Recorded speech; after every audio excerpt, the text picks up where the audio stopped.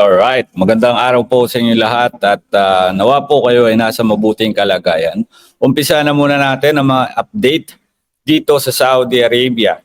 Inanunsyo na nga po ng Saudi Arabia ang panibagong pagmumulta sa sinumang individual na magbabago ng lokasyon ng mga waste container o mga basurahan.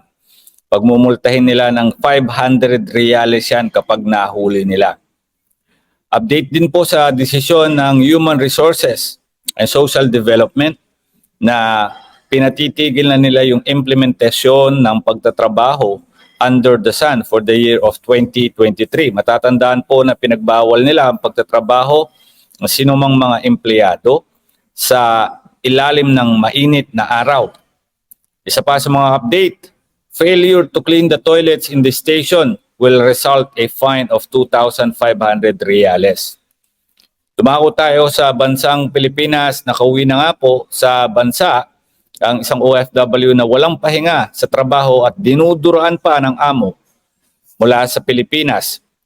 Nakauwi na nga po sa Pilipinas ang isang OFW na nakaranas umano ng pagmamaltrato sa kanyang amo sa Saudi Arabia. Ayon nga po sa isang ulat sa isang TV station nitong Webes, sinabing September 4 nang makauwi na sa kanyang bayan sa Mangaldan, Pangasinan ang OFW na si Jessica De Vera, 25 anyos, sa tulong ng Migrant Desk Office ng munisipalidad.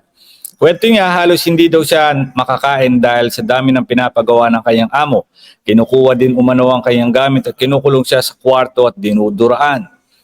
Inaabot din daw na hanggang alas 3 ng umaga ang paglilinis siya sa dalawang bahay.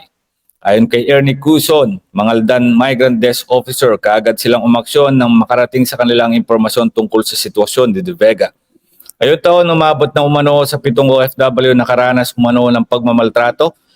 Ang natulungan ng Migrant Desk ng Mangaldan na makauwi. Bagamat naging tila bangungot ang naging karanasan ni De Vega o ni De Vera sa pagtatrabaho sa KSA, sinabi niya na handa siya makipagsapalaran muli sa ibang bansa.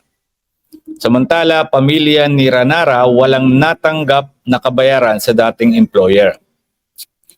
Nakulong nga po ng 15 taon o makukulong ng 15 taon ang suspect sa pagpatay kay OFW Ranara.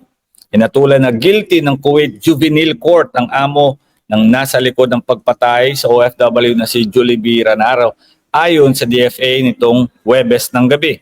Ayon sa DFA, hinatulan ng 15 taong pagkakakulong ang akusado dahil sa kasong pagpatay. Nakatanggap din siya ng 1 taong sintensya sa pagkakakulong dahil sa pagmamaneho ng walang lisensya. Sinabi pa ng DFA na mas mababang parusa ay dahil sa pagiging minor de edad ng akusado. Mayroon siyang 30 days para iapela ang hatol ng Court of First Instance. The Philippine government is similarly appreciative of the efforts undertaken of the Kuwaiti authorities. Pero ayon nga po sa DFA, wala raw po silang nakuhang compensation, yung pamilya ni Ranara. Ito ang inihayag ng DFA matapos mahatulan ang anak ng employer ni Ranara na pumatay sa kanya. Sa laging handa press briefing, sinabi ni DFA Undersecretary De Vega na ang nakuhang benepisyo lamang ng pamilya ay ang mga benepisyo mula sa gobyerno, partikular na ang DMW at OWA at ang nanggaling mismo kay Pangulong Marcos Jr. Nihintay pa niya ng gobyerno ang desisyon ng Korte sa Kuwait dahil dapat ay mayroong danyos ang pagkamatay ni Ranara.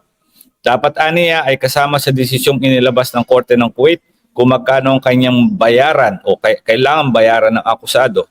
Pero sinabi ni De Vega na dahil inaasahang iaapela na nahatulan ang kanyang sentensya, posibleng ito ang dahilan kaya hindi agad maibigay ang danyos at kompensasyon. Sinabi ng opisyal na malabo rin ang posibilidad na magbayad ang pamilya ng nahatulan ng blood money para sa pamilya ni Ranara dahil hindi parusang kamatayan ang naging hatol dito. Samantala, DFA umaasa sa pagbabalik ng OFW deployment sa Kuwait. Umaasa ang bansa na may tutuloy na ang usapin kasama ang Kuwait patungkol sa possibility ng pagbabalik ng deployment para sa mga OFW sa nasabing bansa. Ito ang kasunod na sentensya nga po sa 17-year-old na si Turkey na suspect sa karumaldumal na pagpatay sa OFW Jollibee Ranara. Sa panayam po, sinabi ni DFA Undersecretary Eduardo De Vega na isang positibong hakbang na nakuha ang hustisya ng pamilya ni Ranara at kinikilala rin ang ginawa ng Kuwait para rito. Kung matatandaan po, ang pagpatay kay Ranara ang naging dahilan para sa pansamantalang ihinto ng DMW ang pagproseso sa aplikasyon ng first-time OFW papuntang Kuwait. Kasunod nito, sinuspindi naman mismo ng MOI ng Kuwait ang paglalabas ng lahat ng uri ng visa para sa mga Filipino. Masa tayo na magiging maayos na to. Maraming salamat mga kababayan.